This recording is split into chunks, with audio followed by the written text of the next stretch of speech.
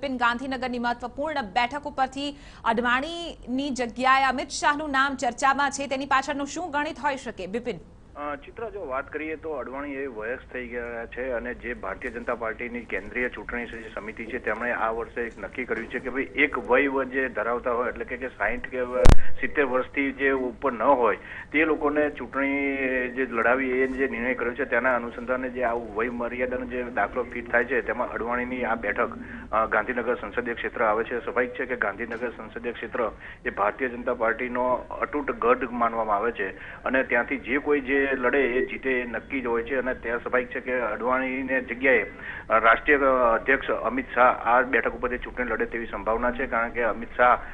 તે ગાંધીનગર સંસદીય મતક્ષેત્રના વિસ્તારમાં આવે છે અને તેમની જે વિધાનસભાની જે બેઠક જે છે જે પહેલા પૂર્વ સરખેજ અને ત્યાર પછી વિભાગ થઈને જે ઘાટલોડિયા બેઠક આવી હતી એ બેઠકમાંથી પણ તેમણે પ્રતિનિધિત્વ કરી ચૂક્યું, એટલે સ્વાભાવિક છે કે તેઓ આ વિસ્તારના નાગરિકોનું પ્રતિનિધિત્વ કરે એવી સંભાવના માનવામાં આવી રહી છે. જી બિલકુલ, આભાર બિપિન સમગ્ર મામલે જાણકારી આપવા